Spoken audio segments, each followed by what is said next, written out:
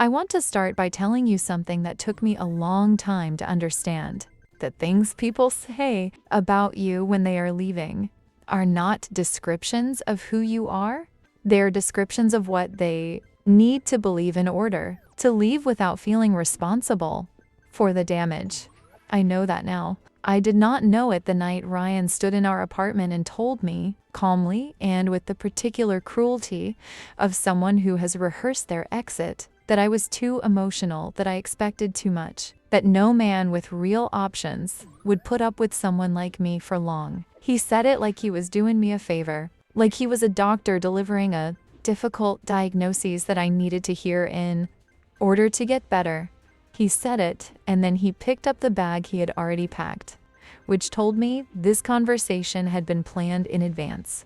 And he walked out of the apartment we had shared for 2 years and closed the door behind him with a quietness that was somehow worse than if he had slammed it. I sat on the couch for a long time after that. I do not know exactly how long. Long enough for the room to get dark around me without me noticing. Long enough for my phone to fill up with messages I did not read. I just sat there and let the silence of the apartment tell me what had just happened, over and over, until the reality of it settled into something I could not argue with anymore. We had been together for 3 years. 3 years of building something I believed in, of choosing each other, through the ordinary difficult work of 2 people trying to share a life. I had loved Ryan with the kind of love that reorganizes your whole interior around another person, the kind that makes you start thinking in terms of we before you have consciously decided to. I had given that love freely and without strategy, and I had believed genuinely and without reservation that it was being received the same way.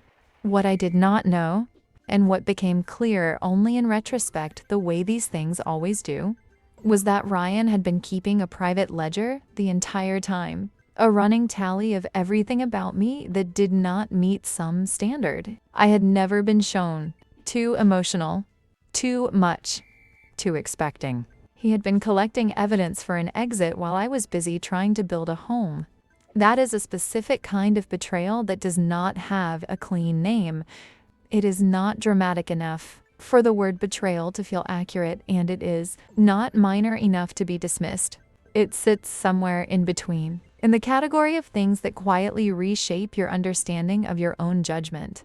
I'm telling you this first, because I want you to understand the full weight of what I was carrying when I finally decided to put it down, and I want you to understand how long it took. And I want you to know that the length of time it took was not weakness. It was just the honest cost of having loved something real. The first month after Ryan left was the worst.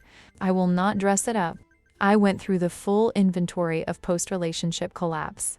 The inability to sleep properly, the loss of appetite followed by the opposite of loss of appetite, the checking of his social media at hours that made no sense, the replaying of conversations, trying to locate the exact moment things went wrong, as if finding it would somehow change what it led to. I told myself I was processing. I was mostly just suffering, which is a different thing, though it took me a while to understand the distinction. Processing implies movement. What I was doing in that first month was standing very still in the middle of a wreck, turning the pieces over and over without putting any of them down. The thing that made it worse, and I want to be honest about this because I think pretending otherwise would be a disservice to anyone who has been through something similar, was the specific content of what he had said when he left. Too emotional. No man with real options. Those phrases had a way of attaching themselves to existing doubts I had never fully resolved. Doubts that had been quietly living in the background of my confidence for years, without my full acknowledgement. He had not planted them, they were already there. He had just given them language and delivered them at the moment when I was least equipped to reject them. So I carried them, not consciously, not in a way I would have admitted if someone had asked, but in the small daily decisions I made about what I was worth and what I could ask for and what I had any right to expect. I made myself smaller in ways I did not notice until much later. I stopped initiating plans with friends because I was afraid of being too much. I turned down a work opportunity because it felt like too big an ask to believe I deserved it. I held my opinions back in conversations where I would previously have spoken freely. I was trimming myself down to a size that would be harder to leave. I understand now what I was doing. I was trying to solve for a variable that was never actually the problem. Ryan did not leave because I was too emotional or too expecting or too anything. Ryan left because he was not capable of the kind of love I was offering him.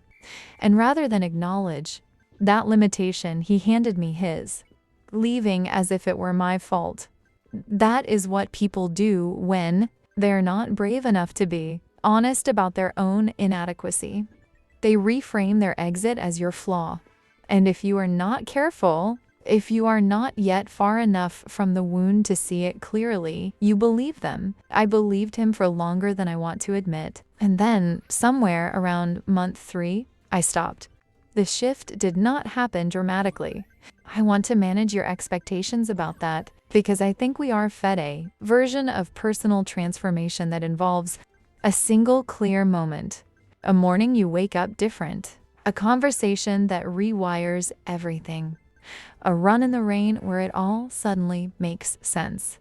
That was not my experience. My experience was more like a very slow change in weather. One day, I noticed I had not checked his social media in 4 days. The following week, I went to the gym not because I was trying to look like someone worth staying for, but because my body felt like it needed to move and the movement felt good. A few days after that, I read an entire book in one sitting, something I had always loved and had quietly stopped doing because Ryan found it antisocial when I read in his presence. Small things, ordinary things, but each one was a quiet reclamation of something I had handed over without noticing and was now taking back. I started cooking real food again, not the performative cooking of someone trying to be the kind of partner worth keeping. Just cooking because I was hungry and I liked the process and my body deserved to be fed properly. I started sleeping through the night. I started calling my friends back. I started showing up to things, dinners and events and casual plans that I had been declining for months because the social performance of being fine felt like too much effort when I was not fine. Somewhere in the process of doing all of these ordinary things, I became, quietly and without announcement, someone I actually like spending time with. It sounds simple, and it was not simple at all. Liking yourself after someone has handed you a detailed invoice of your flaws is an act of genuine resistance. It requires you to look at the evidence they presented and decide, deliberately and without the comfort of external validation, that their assessment was not the true one. I made that decision slowly, over many weeks, in the small daily accumulation of choices made in my own favor rather than in the direction of someone who was no longer there to notice them. I was not trying to get over Ryan. I was not trying to make myself better so that the next person would stay. I was not doing any of it for an audience. I was doing it because I had spent 3 years shrinking inside a relationship, and I needed to remember what my actual size was. And the more I remember, the less his words from that last night sounded like truth, and the more they sounded like what they actually were, the last words of a person who needed to leave and did not have the courage to leave honestly. A year passed. I was not dating. I was not looking. I had made a conscious decision to stay out of that particular arena for a while, not from fear or bitterness, but from a genuine sense that I was in the middle of something important that required my full attention, and that introducing another person into it before it was finished would be a mistake. I was building something, not a business or a career shift. Though both of those were going well in ways I had stopped taking for granted, I was building a relationship with my own life that felt, for the first time, completely intentional. I made decisions about how I spent my time based entirely on what I actually wanted rather than on what fit around someone else's preferences. I decorated my apartment the way I wanted it to look. I made plans on weekends without consulting anyone. I said yes to opportunities at work that I would previously have talked myself out of. I went to a concert alone and had one of the best evenings I can remember. I spent a Saturday doing nothing except reading and cooking and watching something I wanted to watch. And I felt at the end of it, not lonely, but genuinely content in a way that surprised me because I had not known that was available to me without another person in the equation. I stopped understanding solitude as something to be solved. I started understanding it as something to be inhabited, a space where I could hear myself clearly without the interference of another person's needs and opinions and moods. That year alone was one of the most significant years of my adult life. I emerged from it knowing things about myself that 3 years with Ryan had obscured. Things about what I needed and what I would not accept and what I was actually capable of when I was not organizing my life around someone else's comfort. And then in the second year, almost exactly 12 months after I had quietly decided to stop looking, I met someone at a birthday party on a rooftop on a Thursday evening in July. I was not prepared. I had not dressed for it. I was there for my friend and the free food and the skyline. Vio and I had zero intention of meeting anyone worth meeting. He was standing near the edge of the rooftop looking at the city, and he turned around at the exact moment I was looking for somewhere to put my drink down, and our eyes met in that accidental way that has no agenda behind it and is somehow more disarming than anything deliberate.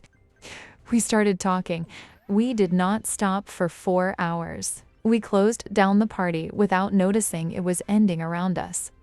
And when we finally looked up, the rooftop was empty, except for the two of us and the remains of a birthday celebration neither of us had been thinking about for the last 3 hours. His name was Daniel, and he was the kind of person who listened like your words were actually landing somewhere and being genuinely considered rather than just being received politely while the other person waited for their turn to speak. He asked follow-up questions. He remembered things I had said 20 minutes earlier and connected them to things I said later in the conversation, which sounds like a small thing and is actually not a small thing at all. He laughed easily and without performance. He disagreed with me about something in the first hour and did it directly and without cruelty, which I found more attractive than if he had simply agreed, because it told me he was not managing me. He was just talking to me like a person, like someone whose opinions were interesting enough to engage with, rather than just accommodate. We exchanged numbers at the end of the night. He texted the following morning, not at a calculated hour designed to appear appropriately unbothered, but just when he woke up and thought of something he had wanted to say. That small thing told me something important. We had dinner that week, and then another dinner the week after, and then somewhere in the easy accumulation of time spent together, it stopped being dates and started being just life. The comfortable, ordinary fabric of two people who genuinely like each other finding reasons to be in the same room. He brought me soup when I was sick with a cold in the 3rd month and left a note on the container that said, "Rest. I will check on you tonight." I kept that note. I kept it not as a monument to romance, but as evidence of a simple truth I had stopped believing was available to me after Ryan left. The truth that care does not have to be complicated. That someone who is right for you does not make you earn their basic kindness. That love at its most genuine is not a performance or a negotiation or a test you have to keep passing. It is just soup and a note, and I will check on you tonight. 8 months into whatever Daniel and I were building together, Ryan texted me out of nowhere on a Tuesday evening. Just the word "hey" followed by "how are you?" The lazy opener of someone who has not thought carefully enough about whether they should be sending the message at all. I was sitting on my couch when it came through. Daniel was in the kitchen making dinner. I looked at the message and felt almost nothing, which was its own kind of answer. I showed it to Daniel. He read it and looked at me with an expression that was half amused and half something warmer, and he said, "Do you want to respond?" I thought about it honestly for a moment. Then I put my phone face down on the cushion and said no. He went back to the kitchen. I listened to the sounds of someone who actually wanted to be there making dinner in my apartment, and I thought about the night Ryan left and the silence of the room going dark around me and how impossible it would have been to imagine from inside that silence that this was where the story was going. I did not respond to Ryan's message. Not that night, and not in the days that followed when he sent 2 more, each slightly more revealing than the last of the fact that something in his current circumstances was not going the way he had expected. I am not going to tell you what those messages said, because they belong to a chapter of my life that I have fully closed, and I see no reason to reopen it for the sake of a satisfying detail. What I will tell you is that reading them confirmed something I had suspected and needed the confirmation of. He had left me with a story about my flaws. That story had never been about my flaws. It had always been about his limitations. The person who needed to believe I was too much was the person who was not enough, and his messages 3 years later were simply the proof of that arriving on schedule. I want to be careful here because I am not interested in cruelty, and I do not think his struggling is something to celebrate. People who treat others badly in relationships are usually people who are struggling with something they have not figured out how to face, and their struggle does not stop being real just because they directed it at you. What I am saying is that the story he told about me was never mine to carry. I carried it anyway for longer than I should have, and the weight of it shaped choices I would not make again. But I put it down eventually, and putting it down was not something that happened because of him or despite him or in any relation to him at all. It happened because I spent a year alone doing the quiet, unglamorous work of learning to trust my own assessment of myself again. That work does not make the news. It does not have a dramatic moment. It does not arrive with music.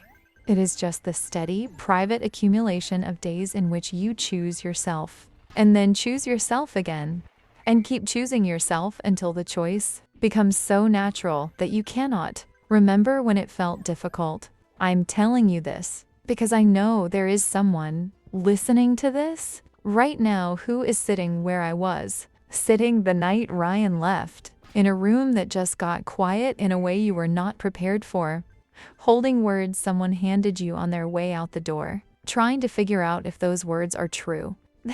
They are not true. They are useful to the person who said them, and they are not true.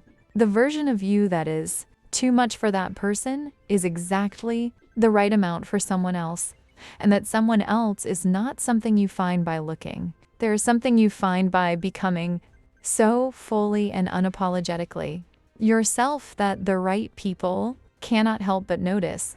Stop shrinking. Stop editing. Stop making yourself a smaller target for people who were never worth aiming at in the first place. Take up your space. All of it. The rest will follow. Here's where I am now, and I want to be specific, because I think the specific version is more useful than the general one. Daniel and I have been together for almost 2 years.